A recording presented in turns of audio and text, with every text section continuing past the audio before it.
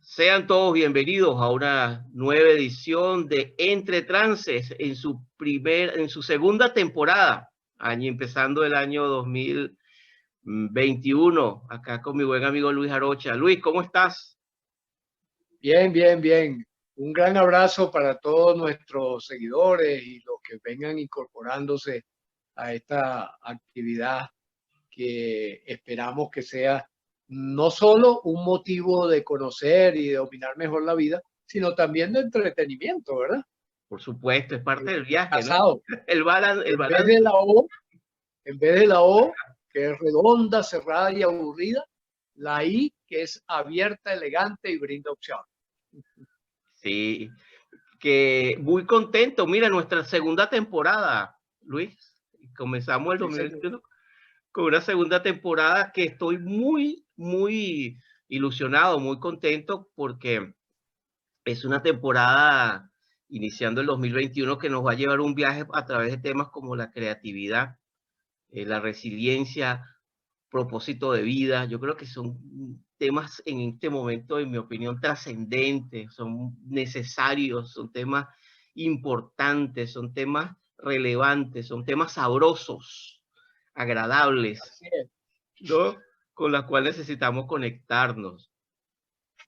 Y Así dicho, es. ¿cómo lo ves tú allí en ese sentido? Sí, sí, sabes que le decía a Laura, a mi esposa, le decía a Laura el 31, ¿no? Cuando ya después de la medianoche, dijimos, ya estamos en un nuevo año. Bueno, volvimos a matricular, volvimos otra vez ¿cómo se llama? A continuar este maravilloso viaje entre trances y entre satisfacciones y entre aprendizaje y entre superación de obstáculos, cuello de botella y todas las cosas que se van presentando a lo largo y ancho de la vida, ¿no? Que precisamente, Es lo que, ajá.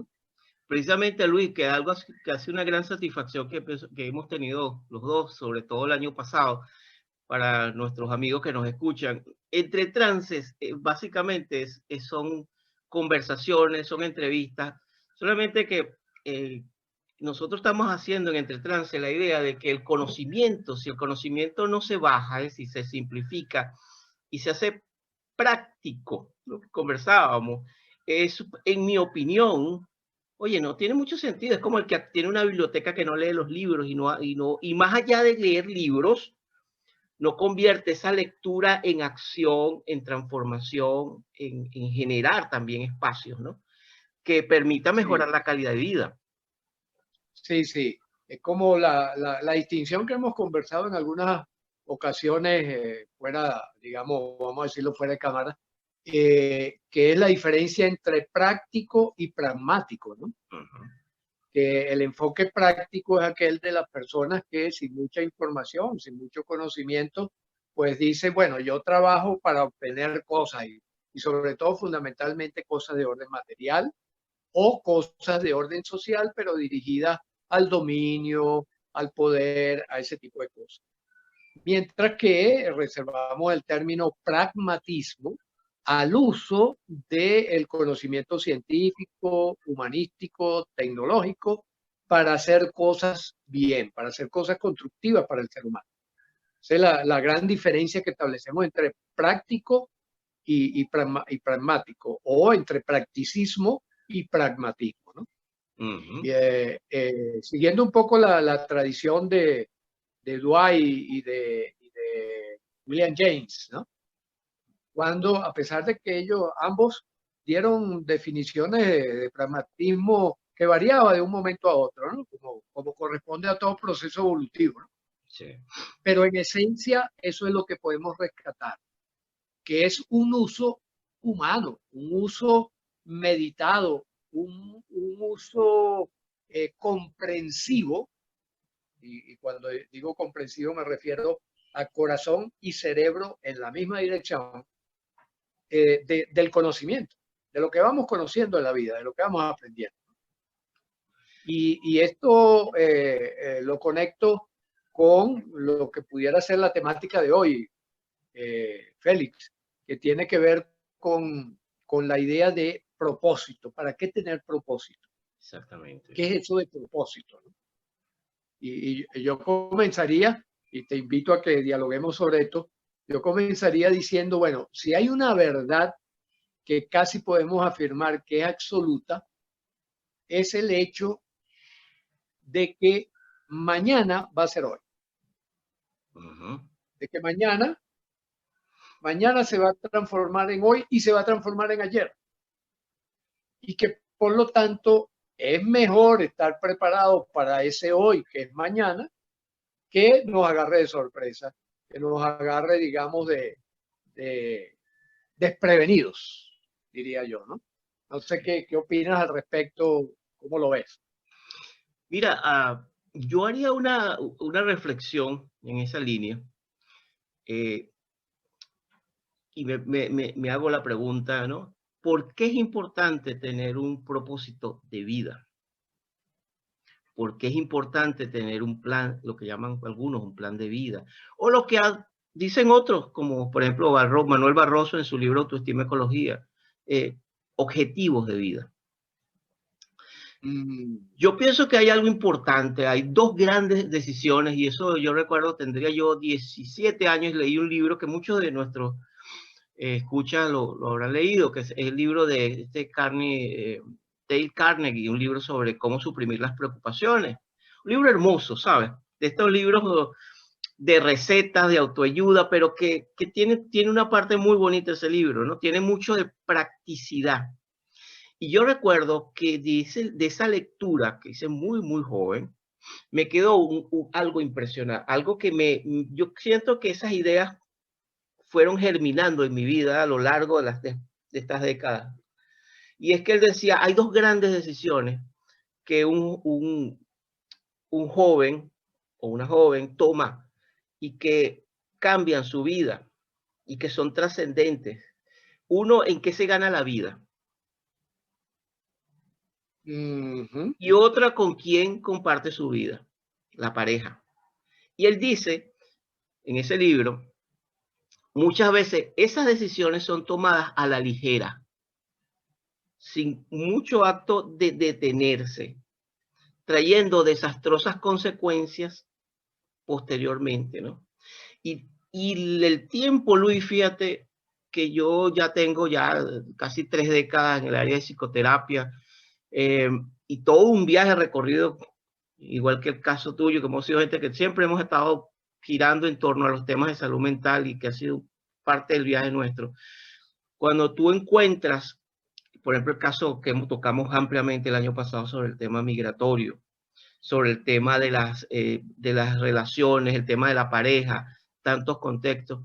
Fíjate que siempre hay dos elementos que aparecen, o el tema del trabajo, o el tema de las relaciones, el tema bueno, muchas veces hasta el hecho de tomar una relación de pareja sin uno detenerse, qué es lo que quiero, qué tipo de relación quiero, pero eso es muy tangible también en el tema de los objetivos de vida. Entonces yo iniciaría también abriendo esta conversación contigo en el sentido de que, bueno, pero ¿qué son objetivos de vida? ¿Cómo se desarrollan los objetivos de vida? ¿Por qué es importante el objetivo de vida? Fíjate que la especie nuestra, el Homo, vamos a decir, o el antecedente nuestro, el Homo, es un animal gregario. Es un animal que logra superar el problema de sobrevivencia, que es el problema, digamos, básico, fundamental de cualquier ser vivo en la naturaleza. Lo logra superar es porque trabaja en equipo. Sí. Es porque se une para poder superar a otros animales que eran mucho más fuertes, mucho más violentos, mucho más rápidos, mucho más eficaces a la hora de capturar el alimento, ¿no? En cambio, nosotros nos unimos para poder, digamos, y eso nos permitió la sobrevivencia. El ser gregario nos permitió poder superar a aquellos otros animales que eran más fuertes, más rápidos, más eficaces a la hora de casarnos, ¿no? Ujú. Y ese gregarismo hoy por hoy lo representamos en esas dos grandes estructuras, o en tres grandes estructuras, diría yo. El trabajo en equipo, la pareja y la familia, que es también gregarismo, y la tercera, la diversión, el tiempo libre. ¿Qué hacemos en el tiempo libre? O vamos a un juego, o leemos algo que escribió otro, o nos reunimos con los amigos a intercambiar. Es decir, nuestra vida gira alrededor del vínculo. El vínculo como un elemento que nos permite enriquecer y darle sentido a lo que cada uno de nosotros va elaborando. ¿Sí? Y es lo que Dale Carnegie, a quien mencionaste, ¿verdad? Yo creo que él fue uno de los primeros precursores de toda esta línea de trabajo, de darnos cuenta de efectivamente cómo la vida es vínculo. Y que es a través del vínculo que nosotros nos hacemos humanos. ¿Verdad? De hecho, bueno, nos vamos haciendo humanos a través del vínculo de papá y mamá, en primer lugar biológicamente. Cada uno de nosotros es el producto de un vínculo. Uh-huh. Y después, cuando también desde el desarrollo intrauterino a todo lo largo de la vida vamos en procesos vinculares. ¿Cuál creo yo que ha sido una de las terribles desventajas de este posmodernismo, ¿no? Como lo llaman, ¿no? Sociedades líquidas. La sociedad líquida de Bauman, ¿no? Bauman. La sociedad líquida que ya yo hoy en día la llamo la sociedad gaseosa, porque ya pasó, Sí, ya. Bauman Ya ni se quedó líquida. corto. Ya ni líquida. Exacto. Sí. Bauman se quedó corto, ya es gaseosa. Ya es gaseosa porque tú ves. Exacto. Y cuando tú te pones a ver cuál es la carencia fundamental en las nuevas generaciones que practican este exceso de egocentrismo, te encuentras con que no hay propósito. Exacto. Con que le han mal vendido o le han vendido de manera fraudulenta un descubrimiento de los orientales que sí han sido muy reflexivos a lo largo de los siglos. Le han vendido la farsa de manera fraudulenta, diría yo, le han vendido esa noción del aquí y ahora. El aquí de ahora de los orientales es muy diferente del aquí y ahora que hemos comprado mayoritariamente del lado de Occidente. Absolutamente. El aquí de ahora de los orientales es una comunión entre experiencias, memorias que he pasado, memorias de futuro, es decir, proyecciones de posibilidades y la acción del tiempo presente. Exactamente. Es decir, por eso algunos hablan de que es un tiempo circular. Exactamente. Yo prefiero decir que es un movimiento espiral, porque no está quieto, no vuelve sobre sí mismo, vuelve sobre la misma categoría, pero de otra manera. ¿Mm? Sí. Fíjate algo, Luis, que un poco todo este preludio que hemos conversado nos encuentra con un año 2021 lleno de muchas preguntas, muchísimas preguntas científicas, preguntas existenciales, psicológicas, tiempos de mucha incertidumbre en términos de movimientos económicos, sociales, geopolíticos. Estamos en un tiempo de una transición. Toda transición histórica es parte de lo que es estos procesos complejísimos de la historia.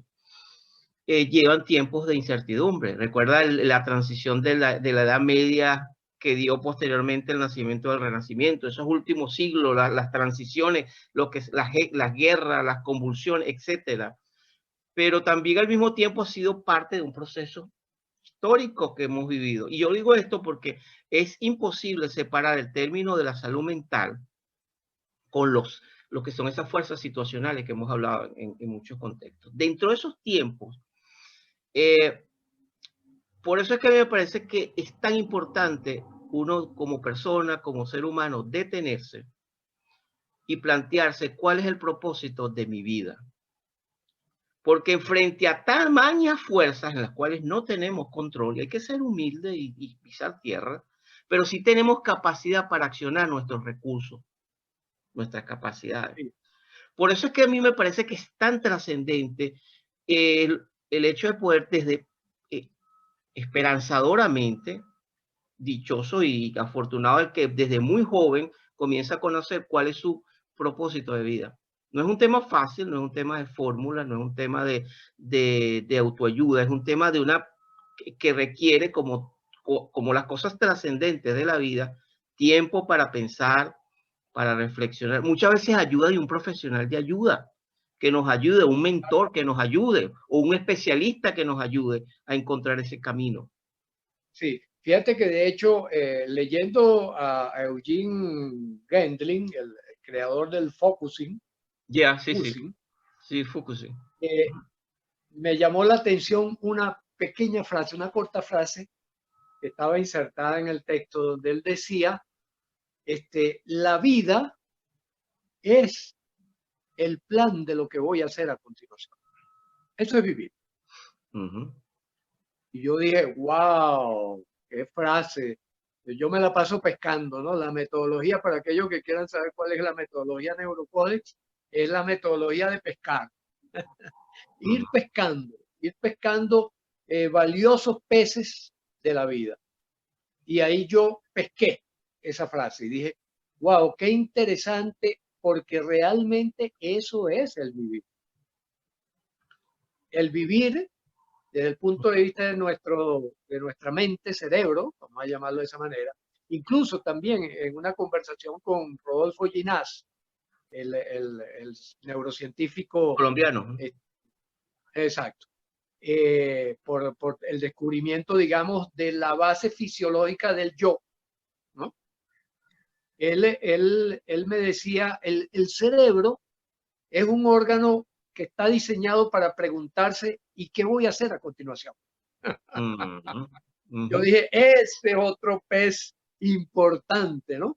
Entonces, fíjate que, y hacia allá va apuntando todo. Cuando tú revisas, por ejemplo, el trabajo de la psicología positiva, Mm. cuando tú revisas el trabajo de la programación neurolingüística, cuando tú revisas el trabajo de cualquier forma de coaching o de terapia, te vas encontrando con que es la respuesta a esa pregunta. ¿Y qué hago a continuación? ¿Por qué? Porque la vida es un movimiento, la vida es un movimiento continuo, la vida no se detiene, la vida es ese palpitar continuo Ujú. que está latiendo. Lo otro es lo inanimado, que hoy en día también sabemos que todo está vivo, que no hay tal cosa como lo inanimado, gracias a la cuántica, pero que durante muchos años, por la limitación de nuestros órganos perceptivos, habíamos creído que sí hay cosas estáticas. ¿Mm? Eh, entonces, cuando vemos qué es la vida, es ese ir a continuación, es ir montado sobre el tiempo presente que se va desplazando a lo largo del tiempo, ¿ya? Por eso es que el presente es pasado y futuro al mismo tiempo también. Cuando yo estoy en el aquí y ahora, lo que estoy es en el momento en el cual yo puedo tomar una decisión que favorezca mi hoy de mañana. Ujú. Y por eso es que es importante establecer objetivos. Nosotros preferimos en Neurocodes, pues en el equipo, preferimos hablar de objetivos cuando estamos hablando de logros inmediatos o cercanos que queremos obtener. Y hablamos de propósitos a la ruta vital, Ujú. a lo que andamos buscando que sea el final de de lo que esperamos que ocurra en el momento en que nos toque despedirnos. Vamos En a ese adaptar momento, la visión, la visión exacto, la visión, lo que de podríamos la llamar vida. también la visión de la vida. Y de hecho tenemos un pequeño ejercicio que comienza a provocar a que las personas entren en esta ruta vital. Es el ejercicio de qué te gustaría contar 5 minutos antes de morir. Ujú, Suponiendo, en buena lid, que vas a morir muy longevo y muy satisfecho. ujú, ¿Ya? Que te vas a despedir con alegría, que te vas a despedir con satisfacción, que te vas a despedir diciendo, oye, bien valió el esfuerzo todos estos años que yo laboré para lograr tener en este momento esta memoria, este recuerdo. Sí, sí, Y sí. ponemos a las personas allí a conectarse con eso. Tú sabes que Conectarse con ese momento. el hecho también, yo creo que una manera de comenzar ese proceso, de empezar a descubrir si una persona que nos está escuchando está ahorita precisamente en un momento en el cual no sabe qué hacer con su vida. Y eso es algo que me ha pasado muy recientemente. Tengo una buena amiga, es muy joven. Esta joven tendrá 10, 19 años. Y ha habido con ella una conexión muy especial, tal vez porque en ella, yo me veo cuando tenía su edad. y, Claro, claro. y ella ahorita está en una etapa donde, bueno, está con las grandes preguntas y, no sé, y está en esa búsqueda de qué va a estudiar y qué quiere estudiar o si quiere viajar. Está en un momento de transición, ¿no? Y yo recuerdo que ella a veces me escribe y me dice, ¿qué hago? ¿Qué hago? Y yo le digo, bueno, lo primero que yo te sugiero es que te sientes un momento, vete al mar, porque ella vive cerca de la playa, y date tiempo para sentir, para escuchar tu cuerpo. Eso que te quieres inscribir en la universidad realmente es lo que tú sientes. No pienses mucho, ¿qué te dice tu cuerpo?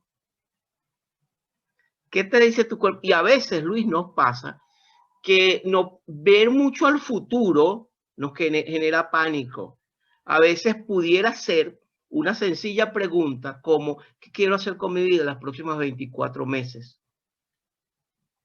Que no es un tiempo largo, extremadamente, pero tampoco un tiempo extremadamente corto. Es así como, ¿qué quisiera hacer? ¿Qué me gustaría? ¿Dónde me gustaría llevar mi vida? ¿Dónde me gustaría verme, sentirme, escucharme los próximos 24 meses de mi vida? Y ahí puede arrancar un proceso interesante. ¿Cómo lo ves tú? Fíjate, yo por ejemplo, yo hago mucho coaching y mucha terapia con gente joven, muchachos, Sí, 14, sí, sí, sí, sí, sí. 20 años, ¿no?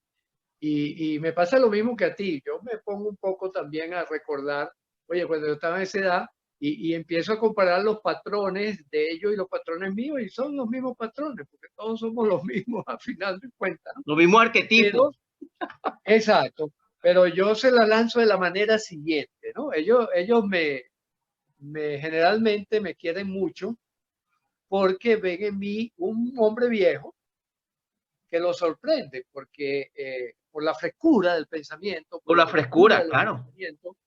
Exacto. Entonces, yo les digo, la juventud no es tiempo transcurrido. La juventud es actitud. Esa actitud de apertura, esa actitud de indagación, esa actitud de búsqueda, esa actitud de pescar, de andar pescando, ¿no? Que en sí misma genera entusiasmo. Eso, entre el entusiasmo y esa pesca se va creando un circuito de realimentación que abre una espiral bellísima, hermosísima. Y entonces yo les cuento en qué estoy, cómo estoy, trabajo, bueno, 8, 10, 12 horas al día y no me canso, porque estoy imbuido de esa juventud de que cuál va a ser el próximo descubrimiento y cuál va a ser el próximo invento, ¿no? Entonces me admiran. Y entonces después que yo me cautivo la admiración, yo les digo, oye, imagínate por un instante que tienes mi edad. Y entonces se quedan sorprendidos. Es decir, entran en un estado de trance. Es una hermosa manera de iniciar una conversación. Exacto. Entonces me dicen, ¿y qué edad tienes tú? Y entonces yo le digo, bueno, voy por 72 apenas. 72, pero eso es como 4 veces lo que yo... Exacto, pero va a ocurrir. Lo que yo les digo es que lo interesante es que va a ocurrir, ¿no? Porque a veces perdemos de vista que la vida continúa. Y de esa manera, la mayoría logra desarrollar un proyecto. Hay algunos que no, y en ese caso recurro a lo que tú estás planteando. Bueno, pues vamos a ponerlo en 2 años, vamos a ponerlo en 1 año. A veces, por ejemplo, David del Rosario, que es un ingeniero neurotecnólogo y que ha escrito unos libros de divulgación bien interesantes. Hay uno que les recomiendo a los que nos están mirando, que es el libro que tu cerebro no quiere leer. Además, qué título, ¿no? El libro que tu cerebro no quiere leer, que es donde él cuenta todas estas cosas. Y él plantea el plan de 24 horas, como Alcohólicos Anónimos, por ejemplo. Para quien le da pánico entrar en proyecciones muy largas. ¿Por qué? Porque efectivamente la carretera se abre, ¿no? Puede pasar cualquier cosa. Sí. Y mi pregunta es, como puede pasar cualquier cosa, ¿qué pasaría si llego vivo allá? ¿Qué me gustaría que hubiese pasado si llego vivo a los 72? Y después, y así iré sumando cada año, ¿no? Yo espero pasar de los 100, ojalá. Acabo de ver a Edgar Morin dar ¿cómo se llama? Su conferencia de los 99 años. Y ese hombre está extremadamente lúcido y muy bien. Entonces, cada vez más frecuente. Se nos murió Mario Bunge, de 100 años. Por allí la doctora esta Salvatini y tal, 101.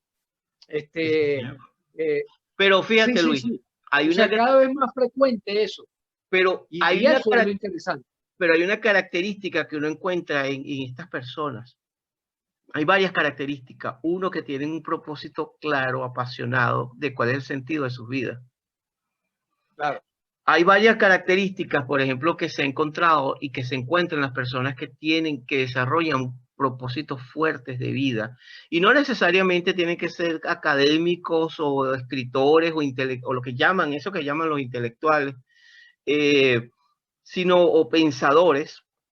Mira, uno es que tienen fe en sí misma, en sí mismos, creen en sí mismos, que pueden hacerlo, yo puedo hacerlo.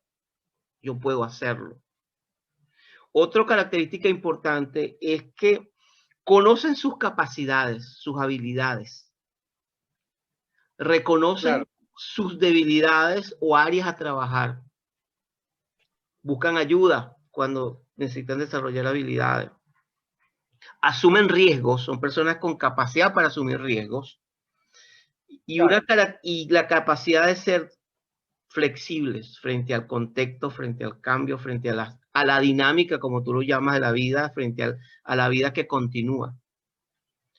Y eso son características importantes que uno tiene que empezar, que pudiera ayudarlo a uno a revisar cuando uno está en ese proceso de no saber qué quiere hacer con su vida y que te puede orientar. Bueno, mira, ¿cuáles son en este momento?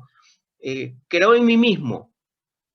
¿Cuál es mi capacidad? Y no pasa nada si en un momento determinado una persona no cree en sí mismo. Es parte del viaje. A veces la autoestima sube, a veces la autoestima está baja. Pero lo importante es tener conciencia del viaje. Es como cuando estás manejando. Tener conciencia de cuándo tienes que ir rápido, cuándo tienes que fluir con la autopista, cuándo la velocidad estás pasando de velocidad, señales de tráfico, señales de advertencia. Es decir, conciencia del viaje. Claro. Ahora fíjate que incorporamos en esto, que es un elemento importante, ¿no? Que nadie, absolutamente nadie, nace sabiendo manejar. Eso es correcto. Sí, sí. Es algo que desarrollas en el transcurso de la vida. Por ejemplo, yo he tenido la satisfacción de conocer personas que han descubierto cómo elaborar todas esas competencias después de los 60 años. Sí, sí, sí. Es decir, esos son competencias y las competencias se adquieren, se pulen, se cuidan, se mantienen, se reparan, al igual que cualquier vehículo, ¿no? son vehículos, ¿no? Entonces, ¿qué es lo que hacemos en el coaching y en la terapia con los jóvenes? Enseñarles que ellos tienen la competencia para adquirir las competencias. Mira, recientemente nosotros tuvimos acá, en esta casa, que es también un centro para algunas personas, un centro de vida, tuvimos un señor que nos llegó con un deterioro cognitivo, desahuciado por 5 psiquiatras, usaba pañales, andaba perdido, no se ubicaba ni en tiempo, ni en espacio, ni en persona, y tenía una enfermera que lo cuidaba las 24 horas. O sea, 2 enfermeras que se turnaban para cuidar. Los familiares se enteraron del trabajo que nosotros estamos haciendo y hablaron conmigo y yo les dije, bueno, está bien, déjenmelo acá. Estuvo acá varios meses. Ese señor, yo te diría, para hacer el cuento largo corto, en estos momentos tiene una funcionalidad entre 7 y 9 años. Es decir, ya sabe quién es, ya sabe dónde está, ya sabe que más o menos qué es lo que quiere, ya comprende mejor las cosas. Sí. ¿Cómo lo logramos? Sabiendo que ese cerebro tiene una potencialidad, tiene una plasticidad que cada día nos asombra más y más. Donde sabemos que hay circuitos capaces de sustituir a otros circuitos dañados. Y que todo depende de una multiestimulación, yo te diría desde el punto de vista bioquímico, desde el punto de vista psicológico, desde el punto de vista social y desde el punto de vista espiritual, para sintetizar. ¿Ya? Y incluso se lo mostré a varios adolescentes que vinieron. Le dije, mira este señor, habla con él. Y mira cómo ha venido avanzando. Tú tienes un cerebro 50.000 veces más sano que el de él y con más posibilidades. Así que aquí vas a aprender las competencias, que es la clave. Por eso que nosotros decimos, ¿cuál es el resultado que vas a obtener en la vida? Depende de tu caja de herramientas de transformación positiva. Fíjate si tienes que una buena caja de herramientas, tú vas a salir adelante. ahora fíjate, hay una cosa que es importante también tener claro, que cuando hablamos de objetivos de vida, también estamos hablando de un tema que puede ser engañoso, porque también los objetivos están fundacionalmente montados sobre lo que son mis necesidades. Y necesidad no es lo mismo que objetivo.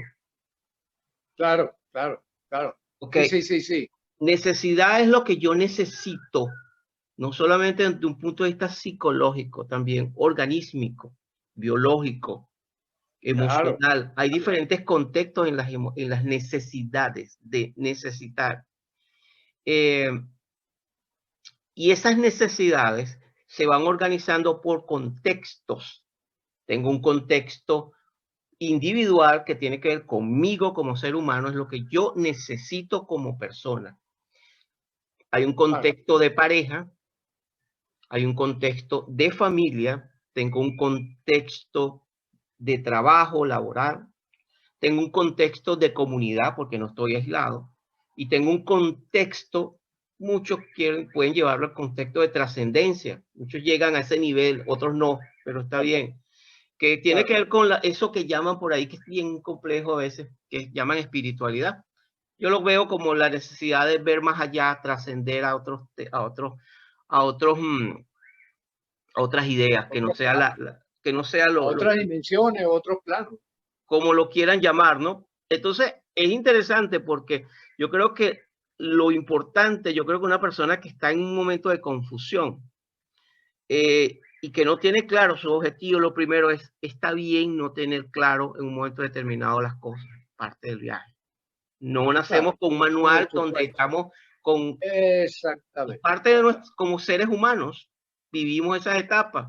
Lo importante sí creo es que si estás pasando por una etapa de confusión, que ha sido, por ejemplo, a mí me ha pasado cuando yo tenía 18 años, yo tuve una confusión y una crisis en la universidad porque yo realmente no sabía qué quería hacer.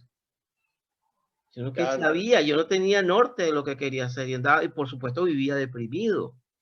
Hasta que un día me encontré con una persona que me ayudó a entender sobre todo qué era lo que yo necesitaba. Y en la medida que yo empecé a entender qué es lo que yo necesitaba, Por ejemplo, a mí me gustaba ayudar, a mí me gustaba la biología, a mí me gustó una cantidad de cosas y en ese sentido me empecé a mover en base a mis necesidades. Ujú. Cuando uno empieza a estructurar sus necesidades, yo creo que hay como también hay muchas maneras de desarrollar objetivos de vida. ¿Ok? No es lo mismo pedirle a un joven de 18 años que defina un objetivo de vida porque a veces también las necesidades van cambiando y al cambiar las necesidades a lo largo de la vida, los objetivos también van Sí, cambiando. sí, sí. Yo siempre le recuerdo a algunas personas que, por ejemplo, mi objetivo de vida a los 7 años, yo recuerdo clarito que era ser heladero, ¿Ok? porque Picolino, que vendía helados, era como el, wow, lo máximo, era el cielo, ¿no? Sí, sí, Entonces eran sí, mis necesidades en ese momento. por Eso ha supuesto. cambiado completamente, ¿no? Y, Espero. y, y yo creo que a veces pasa, Luis, que tal vez eso ha pasado con generaciones, incluso yo pudiera decir que ha pasado con mi generación, que cuando, por ejemplo, una persona se graduaba en la universidad, ya la idea es que tú estabas casado con esa profesión y ya no había otra posibilidad de que no ejercieras otra, porque si no, eso era motivo de una de deshonra, un motivo de verte como un perdedor social, etcétera, etcétera, una tragedia. Y lo que nos damos cuenta en el siglo XXI es que las profesiones sí se cambian. Un momento determinado, Claro, una persona puede tener sí, 15 años en una profesión y un momento determinado se da cuenta de que ya esa profesión ya no es lo que claro. eso Cambió el pasa, eso paradigma. cambió el Fíjate paradigma. que yo a finales de los años 80 fui por curiosidad a una conferencia, no recuerdo el nombre del señor, pero sí recuerdo que era un profesor de la Universidad Simón Bolívar, una de las Ajá, universidades prestigiosas de Venezuela. ya. Y este hombre habló sobre lo que llamó empleabilidad. Decía, a partir de ahora, ya usted no tiene seguridad. Ya que usted se graduó de médico, va a trabajar en el hospital, va a abrir su clínica, esto, lo otro, va a ir progresando y viejito se va a jubilar y tal, y qué sé yo, con un buen retiro. Eso ya no existe, dice. Ujú. A partir de ahora viene es una capacidad flexible de ajustar lo que usted tiene como recurso a las demandas del mercado. Ujú. Wow, eso fue una conferencia visionaria, porque todavía en aquel momento la cosa funcionaba y de hecho la mayoría de los que estaban allí eran empresarios y comentábamos entre nosotros eh, que bueno, que era una cosa, cúnchale, pero este cambio y tal, y oye, y es verdad, porque el hombre mostró cómo la tecnología a través de todos estos medios, a través de todas estas cuestiones, iba a ir avasallando al ser humano y lo iba a meter en una vorágine de cambios paradigmáticos profundos, ¿no? Y ese es el nuevo modelo. Y efectivamente, después de los años 90, en la misma educación, digamos, de vanguardia, empezó a plantearse como un motivo de preocupación qué era lo que realmente había que enseñar a los jóvenes. Ujú. Y se llegó a la conclusión, en aquellos momentos, recuerdo, que lo importante era el desarrollo de competencias flexibles, de esa empleabilidad, capacidad de empleabilidad, es decir, capacidad de adaptación y de transformación de lo que venga ocurriendo.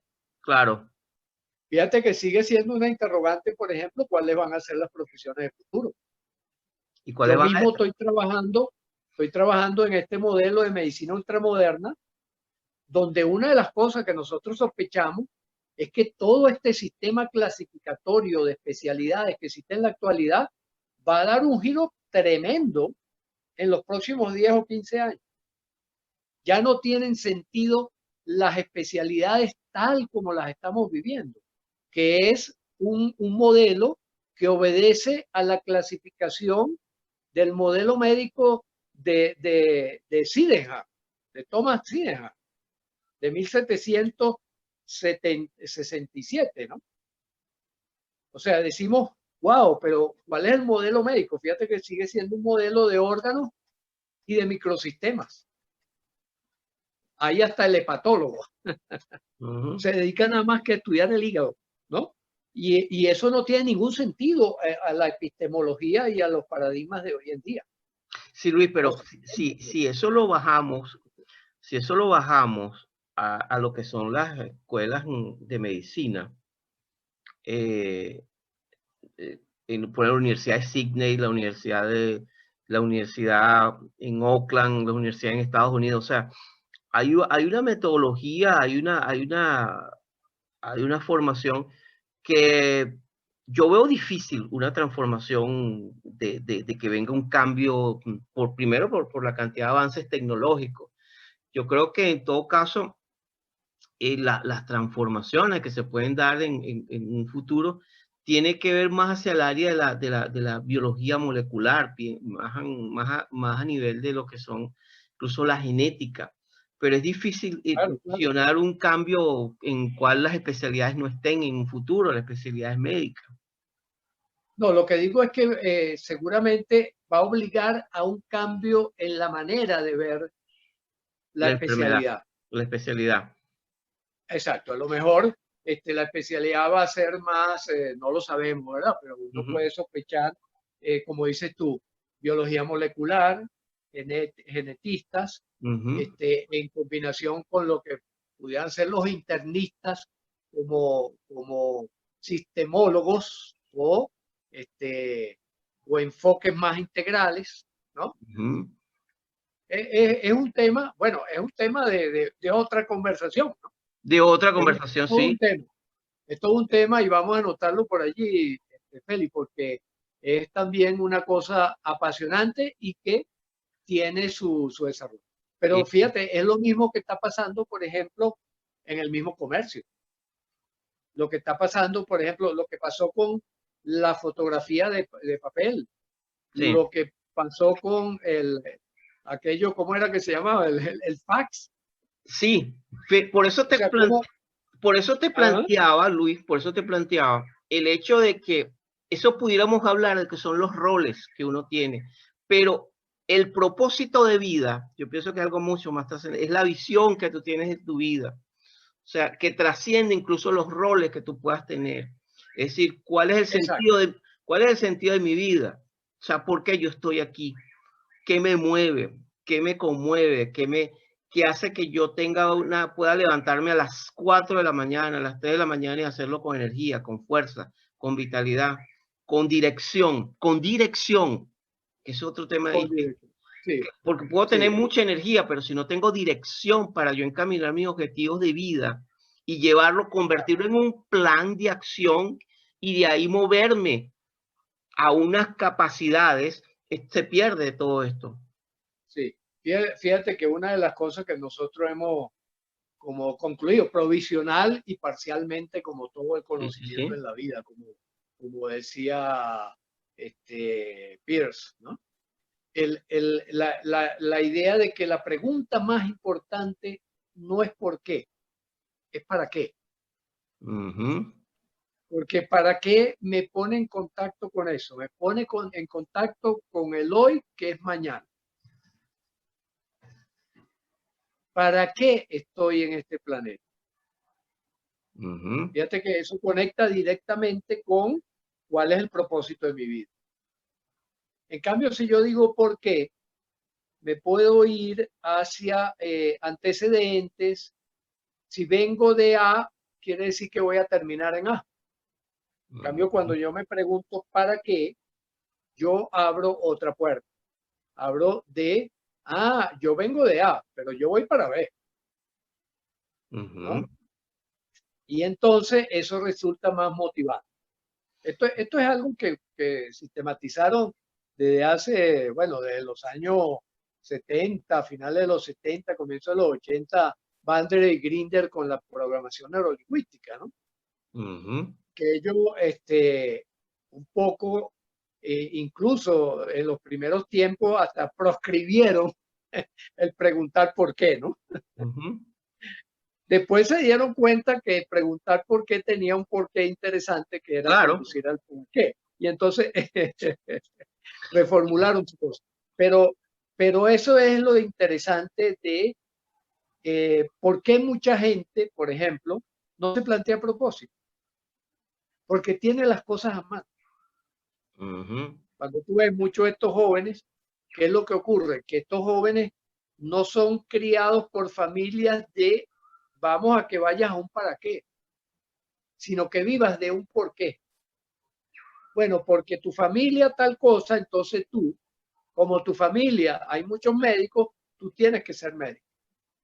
O porque en tu familia la felicidad consiste en emborracharnos los fines de semana, tú tienes que emborracharte los fines de semana. Entonces es un para qué en función de un por qué. Exactamente, sí, sí. Y ahí sí quedas atrapado en una noria. Ahí quedas atrapado como los carruseles esos de los parques de diversiones, viendo siempre los mismos caballitos. En cambio, si te abres al propósito, si te abres al para qué, wow, yo soy una persona que tiene un factor de independencia importante y que puedo tomar mi propia ruta dentro de las posibilidades de ruta que me ofrece un mundo ajeno, un mundo social, un mundo material y un mundo espiritual. Sí, sí. ¿Cómo me abro a esas perspectivas? ¿Y qué sería lo que realmente yo aspiraría? Y ahí la pregunta del corazón, lo de irte a la orilla de la playa, ¿verdad? Y dejar que hable tu corazón es muy importante. ¿Por qué? Porque los sentimientos son la base fundamental de los argumentos. Es otro de los descubrimientos interesantes, sobre todo de la gente que trabaja con el estrés, que se han dado cuenta que cuando nosotros argumentamos, en realidad argumentamos para complacer nuestros sentimientos, no siguiendo una lógica estricta. Fíjate que, por ejemplo, un precursor interesante en eso fue Spinoza, Baruch de Spinoza, el judío portugués, ¿no? Que eran las preguntas que se hacía. Es muy interesante porque este hombre que vive en el siglo XVII, por allá, en comienzo de la Ilustración, bueno, le dieron con todo. Al pobre hombre lo execraron, lo maldijeron, no hubo lo que no hizo, porque él empezó a plantear eso. Él empezó a plantear que el sentimiento era más importante que el argumento. Teniendo allí a la mano a Descartes, teniendo allí a la mano a todos estos que querían entubarnos por el camino de la lógica únicamente como la fuente de la sabiduría y del bienestar, ¿no? Y planteó eso. Incluso él hablaba de las pasiones, hablaba de lo que llamaba pasiones tristes y pasiones alegres. Pasiones tristes aquellas que nos conducen a la destrucción y pasiones alegres aquellas que nos conducen a la construcción como seres humanos. El amor, la ternura, la gratitud, etcétera, etcétera. Y entonces fíjate que todo eso se une para yo estructurar mi proyecto. Se une los sentimientos, es decir, el trabajo de la coordinación entre corazón y cerebro, hoy en día ya lo sabemos, ¿verdad? Las emociones, el vínculo entre el tubo digestivo y el cerebro, los pensamientos, el vínculo entre prefrontal y la zona de asociación, y la acción, que es toda la parte de, digamos, de disparo motor y muscular, ¿no? Es lo que recogemos como el CEPA. Y por eso planteamos que una buena ruta para determinar todo esto es una consigna que llamamos CEPA, vivir plenamente en 4D. Sentimientos, emociones, pensamientos y acciones. Coordinados, puestos sobre una línea de acción que nos conduce a esos propósitos. ¿No? Y bueno, es un poco el planteamiento por donde vamos y que, bueno, estamos trabajando para afinar esto todavía más y que allí, bueno, tus contribuciones son también muy importantes. Gracias, Luis. Fíjate que en ese sentido, yo pudiera, de todo esto que hemos conversado, sacar como algunas conclusiones para los que nos escuchan y para mí mismo. Si en un momento determinado una persona está buscando un propósito de vida y pasa que, bueno, se encuentra confundido, me vienen las imágenes de la Divina Comedia de Dante, nos ha pasado a todos. Ajá.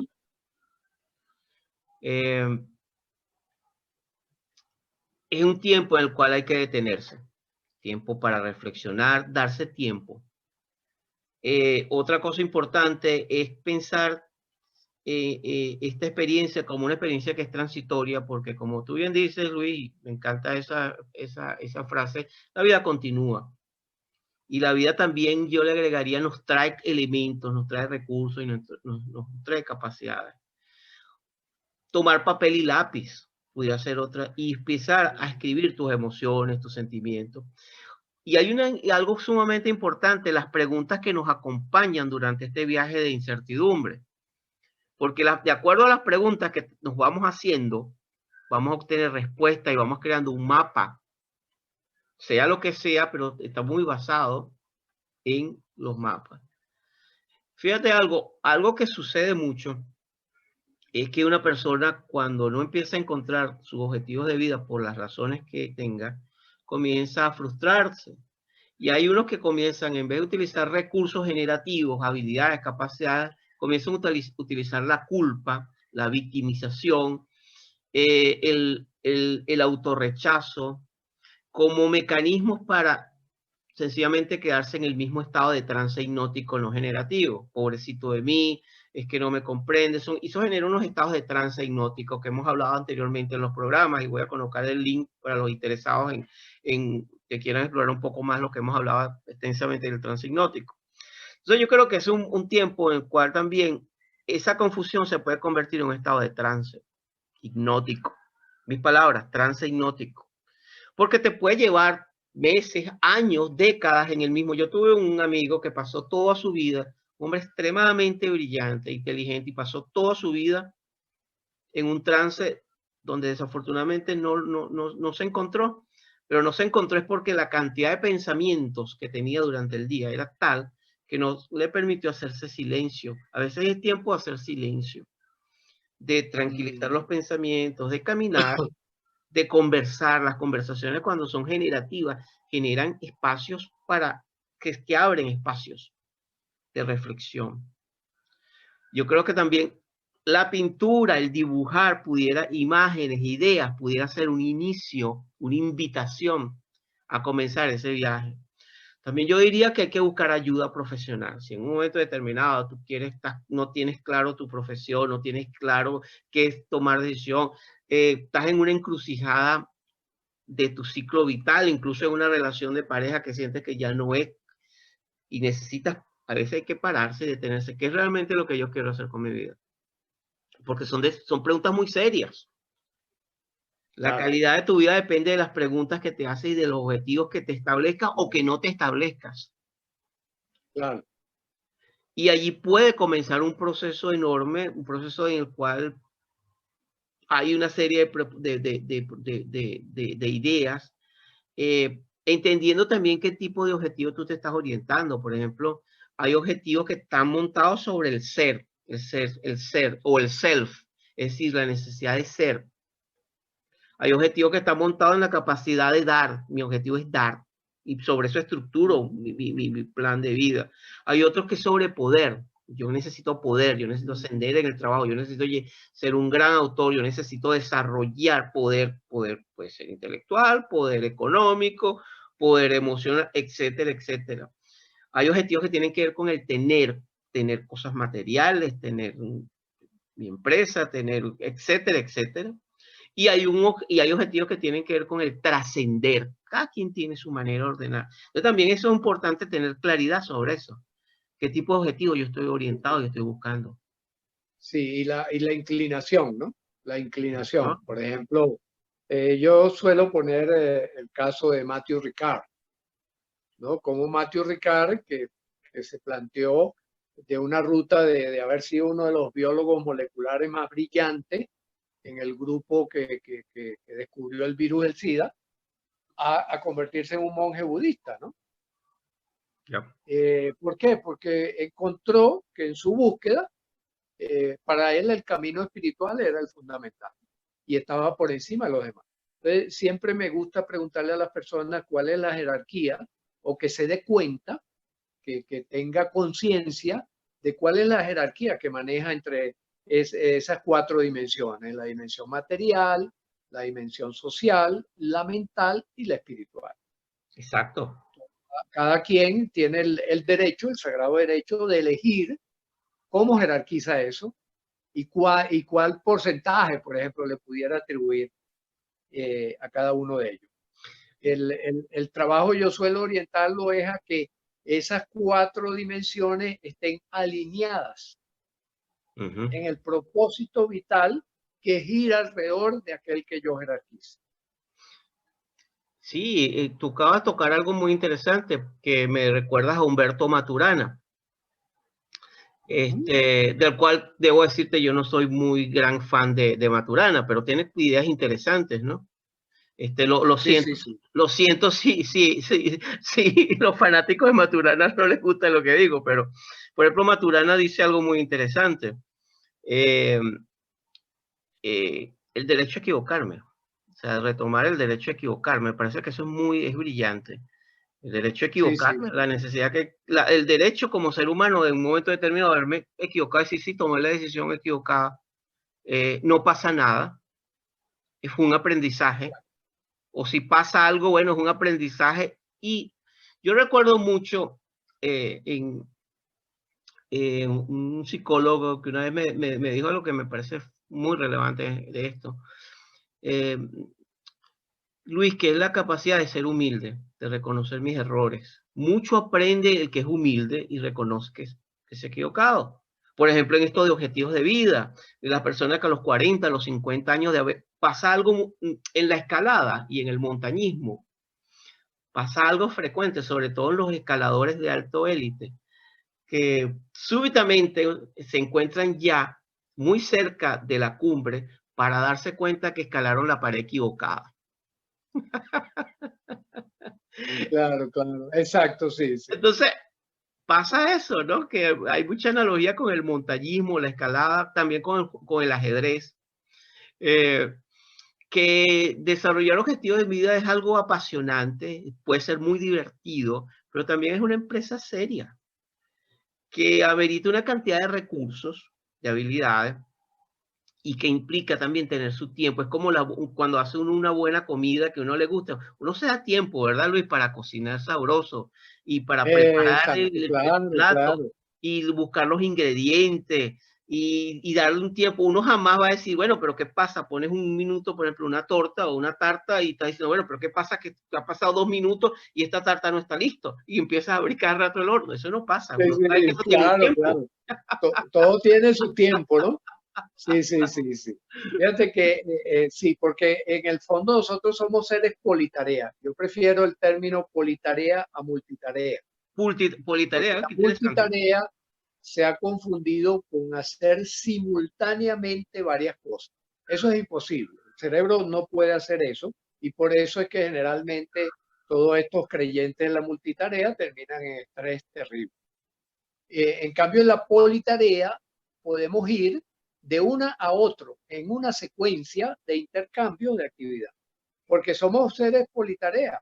Es decir, dormimos, nos despertamos, hacemos ejercicio, compartimos con la pareja, con los hijos, con el trabajo, con los amigos, vamos al cine. Es decir, estamos llenos de actividades aparentemente diferentes, porque son diferentes en el contenido, pero que tienen el mismo proceso detrás.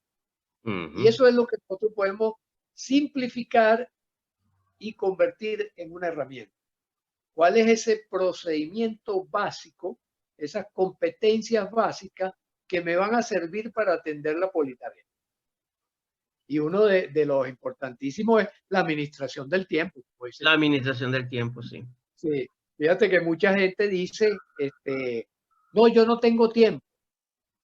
Y yo le digo, no, usted tiene el mismo tiempo que yo, 24 horas. En esta dimensión no hay más posibilidad. Usted tiene 24 horas. Ahora, el asunto es cómo usted lo administra. Claro. y en función de qué propósito lo administra. Sí. Fíjate, Ahí es donde está la clave, ¿no? hay algo Sí, maravilloso, hay algo maravilloso y trascendente, hermoso, que cuando se va desarrollando un propósito de vida, una persona, por ejemplo, que yo recuerdo el hermoso caso, Luis, fue bien conmovedor, en, en la profesión, en mi promoción cuando nos graduamos de médico. Recuerdo un compañero que tenía un cáncer que se fue extendiendo, sobre todo fue descubierto un cáncer de pulmón que se descubrió ya en el último año de la carrera. Y cuando ya habíamos terminado, que fuimos al acto de graduación, o sea, un acto previo que era antes de ir al acto formal con el juramento hipocrático, tú sabes todo la experiencia de la ceremonia. Pero antes de eso hubo una ceremonia en la cual, bueno, que fue en la facultad. Digo esto porque nuestro compañero, él no fue a la ceremonia final, él fue antes, pero ya estaba agonizando. ya, claro. Y entonces, una de las cosas que a él y eso fue una experiencia que nos impactó mucho, y es que él nos decía, es que tengo que ir, porque es un propósito que yo tengo conmigo mismo de terminar esto, así no, así tenía, imagínate, estoy hablando de una persona de 27 años con alto nivel de conciencia. Claro. Y él fue, yo recuerdo, eso, estábamos mudos, fue muy movido emocionalmente ese momento, porque este joven, por supuesto, él se gradúa de médico, va a su acto, pero era el propósito de vida que él tenía de terminar. Lo mismo pasó con una madre que tenía leucemia y dijo, no, yo muero cuando yo termine de ver a mi hijo graduándose. Pasó en la Universidad Central de Venezuela también. Y vimos eso. Yo estaba con mi hermana y fuimos a esa graduación y vimos eso. Es decir, ¿por qué un propósito de vida? Porque un propósito de vida en tiempos de incertidumbre, en tiempos de cambio, en tiempos difíciles. Yo me imagino esta cantidad de inmigrantes, de refugiados que sufren persecución, xenofobia, incomprensión, explotación, etcétera, etcétera. Por darte un ejemplo, pasa en Europa, pasa en América Latina, pasa con nosotros los venezolanos. Si no hay un propósito de vida fuerte que te diga que me permite trascender este sufrimiento, este dolor, mucho lo que planteó Víctor Frank, extraordinario lo que él planteaba. Es decir, si este sufrimiento lo convierto, lo transformo en un propósito de vida que me permita trascender, que me dé alegría, que me dé fortaleza, que me dé dirección, que me dé la posibilidad, donde quiera que me encuentre, de no ser una víctima, sino de ser una persona proactiva que se mueve. Oye, yo digo que es una bendición en tiempos oscuros, en tiempos oscuros. Por supuesto. Bueno, viene a mi memoria, por supuesto, el papá de todos nosotros, Milton Erickson. Milton Erickson, un caso Milton interesante. Erickson, cómo se sobrepuso Al dolor. a, a, a todo, circunstancias tan adversas que vivió Uf, Milton Erickson. Y fíjate, logró dejar un legado, pero extraordinario, sí, sí, sí. extraordinario. ¿Cuántas personas han sido beneficiados por el conocimiento que nos dejó Erickson. Milton Erickson? Wow, que nos sigue dejando, ¿no? Sí, sí, sí, sí. Impresionante, ¿no? Y tú dices, bueno, y aquel hombre con toda aquella serie de limitaciones logró salir adelante. Me ayudó muchísimo ahora que recordamos esto, Félix, con una muchacha que me vino, tenía muchísimos problemas esta muchacha y había estado en drogas y cosas. Y cuando yo le pregunto el propósito de vida, me dijo vivir. Y cuando le pregunté qué significa para ti vivir, bueno, estar aquí, más nada. Y yo la mandé a ver los videos de Milton Erickson. La mandé a que viera unos 8 videos diferentes de Milton Erickson. Esa muchacha llegó transformada, viendo los videos de Milton Erickson. Sí. Y me dijo, increíble, que yo, que estoy completa, no soy ni la quinta parte de este señor tan maravilloso. Sí. Y buscando, ahora es una gran fotógrafa. O sea, fíjate qué curioso, porque se puso a buscar dónde voy a desarrollar yo esta vitalidad, esta salud que tengo. Y se convirtió en fotógrafa. Y es una fotógrafa profesional. Siempre me acuerdo de ese caso porque fue muy bello, porque fue lo único que yo le indiqué en esa primera entrevista. Al verla tan desorientada, tan perdida de la vida, le dije, bueno, mira, te voy a pedir que para la próxima ocasión tú veas estos 8 videos. Y le puse 8 videos de YouTube, bajados de YouTube, sobre Milton Erickson. Y te vas a averiguar quién fue ese señor. Y vino transformada a la sesión siguiente. Sí. Interesantísimo, ¿no? Entonces, es eso, fíjate que es importante porque es la necesidad de los modelos, que es otro aspecto que en muchos jóvenes encuentro que me dicen, no, yo no quiero invitar a nadie. Ah, tú no quieres invitar a nadie y modelarlo, que es otra cosa distinta. Ese es nuestro próximo programa. Ok, entonces vamos a dejar eso para el próximo programa. No te adelantes mucho. El modelo para tener propósitos claros y precisos. Claro, sí, porque ahí, claro, el tema de los héroes. ¿Cuáles son nuestros héroes? Los héroes, exactamente. Sí, Luis, yo creo que es interesantísimo y yo siempre lo comento, yo lo puedo decir, Luis, a nivel personal, ¿no? Si algo a mí me ha ayudado a lo largo de, sobre todo, fíjate, yo tengo, una de las cosas que a mí más me ha ayudado en el proceso, en mi experiencia de migración, que ya son 14 años, yo tengo 14 años que emigré y no he regresado a Venezuela, por las razones que tú sabes y que la gente conoce, la dificultad que implica regresar. Obviamente uno sufre transformaciones, goza y logra transformaciones, que no es un proceso, pero una de las cosas que a mí siempre me ayudó y que me ha ayudado es tener conciencia incluso en los momentos más complicados, de realmente hacia donde yo me necesito mover. Me necesito mover. ¿En qué dirección? Y eso me ha ayudado porque me ha permitido desarrollar una palabra que a veces se usa poco, pero que me parece que es muy relevante en esta conversación contigo, que es congruencia. La congruencia es un proceso que viene de adentro hacia afuera. Es decir, me muevo en dirección a lo que realmente yo, y honestamente, éticamente, siento, creo y veo. Y cuando una persona desarrolla congruencia a lo largo de su vida, y eso es algo que yo veo en ti, genera algo que mucho se ha estudiado bastante, que se conoce como el presencia. Otros lo llaman carisma. Pero es que no es algo mágico, es sencillamente lo que tú expresas. La presencia se puede expresar con cualidades como la gente lo asocia con sabiduría, con inteligencia, hay algo, incluso tú encuentras presencia en nuestras mascotas, en los animales. Hay leones que se diferencian del resto de los demás porque tienen algo especial.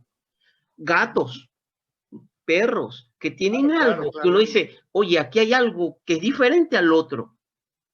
Y hay una especie como de majestuosidad y una especie de conexión.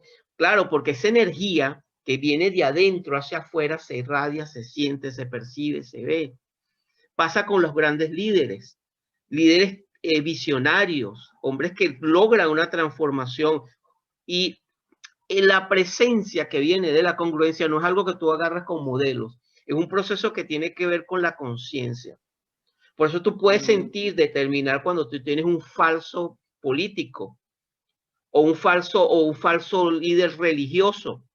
sea, si tú estás abierto y despierto, dices, este es un estafador. O sea, tú lo percibes y algo que está en la sonrisa, está en la mirada, eso es algo que está allí. Y yo creo que eso es algo muy trascendente en estos tiempos, aprender a desarrollar, tener tiempo para el silencio, un tiempo para la conciencia, un tiempo para caminar, para conversar, para meditar, para empezar a desarrollar lo que podríamos llamar habilidades generativas, habilidades que nos lleven más allá de la caja de la comodidad o de la zona conocida, porque al final tenemos hambre de seguir picando, hambre, porque eso es algo que incluso es biológico, la necesidad de movernos como especie, de aventurarnos, de ser creativos. Eso yo no únicamente lo veo en un sentido cognitivo, yo creo que hay un sentido hasta biológico como especie. Sí, sí, sí, sí. Indudablemente, ¿no? Y eso establece una continuidad con la naturaleza, ¿no? Voy a decir algo que a lo mejor es pesado para algunas personas, ¿no? Pero fue una reflexión que he tenido, que yo digo, algunas personas llaman diseño inteligente al hecho de que de las más de 100 millones de especies de vida que hay en la Tierra, una de ellas opina y comenta. Y que además le tomó a la naturaleza 14.000 millones de años para que apareciera. Entonces yo digo, mi reflexión es la siguiente: o no hay tal diseño inteligente, o el diseño inteligente no tiene nada que ver con las intenciones humanas. Claro, sí, sí, sí. Sino que va mucho más allá. Mucho más allá. Va mucho más allá, donde se incluye nosotros como una parte más, como un animalito más dentro de todo este zoológico inmenso. Fíjate, yo siempre he sido un admirador de las arañas y he criado arañas. Incluso yo tuve en mi carro, tuve una araña que duró 3 años viviendo conmigo en el carro. Cuando yo limpiaba el carro, no tocaba su telaraña. Y en la actualidad tengo un jardín acá, dispongo de un jardín más o menos pequeño, pero un buen jardín, ¿no? Hay como unas 60 arañas que viven acá en el jardín. Y yo no las toco, yo no las toco. Simplemente las observo. Y te puedo decir una cosa, Félix, son diferentes. Tienen personalidad. Por ejemplo, hay algunas que cuando yo me acerco, se esconden. Y hay otras que vienen, y tú dices, a curiosear. Realmente vienen y se acercan y empiezan a digamos, o a tirar la pata, o incluso hay algunas que me han tirado la telaraña, ¿verdad? Encima. O sea, tú dices, wow, son distintas. Entonces la pregunta es, ¿son distintas especies o son de la misma especie? Incluso de la misma especie tienen comportamientos diferentes. O sea, en nuestras raíces biológicas son muchísimo más profundas de lo que nosotros imaginamos. Claro. Hay una charla TED que vimos en estos días, lástima que no, porque lo estoy recordando en este preciso momento. No me acuerdo cómo se llama, pero tiene un nombre como chino el conferencista, donde habla del papel de los parásitos para invadir los cerebros de ciertos animales y ponernos a trabajar en función de su evolución como parásito. Sí. Incluso el hombre termina la conferencia hablando del Toxoplasma gondii, Claro. ¿cómo se llama? Que transmite la toxoplasmosis, ¿no? Donde indica que se han encontrado toxoplasma en los cerebros de algunas personas. Y entonces él se hace la pregunta, él dice, ¿qué hace este parásito que ya sabemos por tradición, por otra serie de parásitos que va mostrando, que se adueñan del sistema nervioso de los animales y los ponen a trabajar en función de lo que es su proceso evolutivo. Por ejemplo, grillos que se suicidan lanzándose al agua, y entonces esto hace que se libere la larva y vaya al que es su huésped final, que es el flamingo. Entonces arrastra al grillo a lanzarse al agua y ahogarse. Y cuando se ahoga, la larva abandona el grillo y se va a buscar el flamingo. Es una fascinante analogía cuando hablamos de ecosistemas de poder, pero eso es otro tema. Y Exactamente. política en el Pero siglo fíjate XXI. cómo se van enlazando las cosas, Sí, para tener una mayor comprensión de quiénes somos y para dónde vamos. sí, que es fascinante porque en medio de todo esto creo que tenemos un momento. Mira, Luis, yo creo que como yo lo veo, y eso lo he conversado muchas veces, lo hemos conversado juntos en los programas, este es un tiempo maravilloso, si uno está abierto, si uno está despierto, un tiempo para, a veces es desconectarse de todo esto, de redes, de toda información, irse a caminar, irse a reflexionar y también ayudarnos a encontrarnos con el mundo. Hay un mundo maravilloso, así como mi visión del mundo es muy balanceada. Por eso tú lo puedes ver incluso en las bitácoras de viaje, donde toco temas como el de Hannibal Lecter y la psicopatía, porque es otra parte, es otra historia. Pero hay un aspecto esencial del ser humano que nos convoca a lo generativo. ¿Qué es esto? La capacidad de crear, la capacidad de transformar, la capacidad de ser protagonistas, de tomar papel y lápiz y dibujar, crear, pensar, proyectar, visionar, planificar. Eso es lo que nos hace como especie humanos. Y Es si vamos, distintivo. exactamente. Y eso va centrado en algo. Yo creo que uno de los grandes temas que se ha tocado por siglos y siglos y siglos por pensadores, científicos, artistas, creadores, ha sido este tema de hoy, el propósito de la vida. ¿Para qué yo estoy en este mundo? ¿Cuál es mi sentido de vida? ¿Quién soy yo? ¿Hacia dónde voy? Son temas eternos, son temas que van más allá de las épocas y que, bueno, mira, yo creo que es un tema de lo más trascendente en la vida de cada persona, porque esa es la diferencia entre vivir una existencia marcada por la visión de que, bueno, soy un creador que puedo construir, hay cosas que puedo hacer y que puedo construir, a una persona que va por la vida sin conciencia. Y la persona que va sin conciencia, ahí lo esperan muchos depredadores, entre ellos la salud, problemas mentales, explotación, relaciones abusivas, adicciones, etcétera, etcétera. Una cosa no es garantía de la otra, pero indiscutiblemente abrazar un propósito de vida, sea cual sea ese propósito, que sea generativo y que nos conecta también con el bienestar, nos conecta con el sentido de lo que tú hablas, ser plenamente humano, con todas las bellezas y las tragedias que trae el estar vivo, que es parte del viaje. Nada personal. Exactamente, sí. Sí, sí, sí, sí. Sí. De tal suerte que, Feli, yo creo que estas conversaciones hay que continuarlas. Hay que continuarla.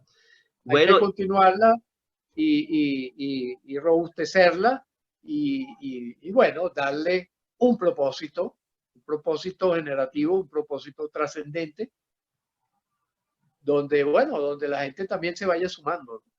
sí, Quienes nos y ven ya, y quienes nos escuchan se vayan sumando. gracias, ya convocamos entonces para nuestro próximo Entretrance, donde estaremos hablando sobre héroes, modelos, modelaje, cómo es eso de modelar, modelaje, y cómo es eso de, bueno, aprender de otros, de sus experiencias, y seguir enriqueciéndonos con el viaje. Así que hasta el próximo programa, Luis. No sé si quieres cerrar con alguna reflexión. Bueno, creo que en síntesis, creo que hemos paseado por la importancia de sí, de que nosotros somos unos seres que trascendemos simplemente lo material, que lo trascendemos con creces y que la gran clave de, yo diría hasta de la felicidad, consiste en montarnos en eso, montarnos en un propósito y congruentemente dirigirnos hacia él. Maravilloso. Sí, muy de acuerdo. Bueno, Luis, entonces nos encontramos en el próximo Entre Trance, en una semana. Así es. Ok. Un gran abrazo. Seguimos el viaje y en conexión con todos. Seguimos. Gracias a todos por su asistencia y nos vemos. Gracias.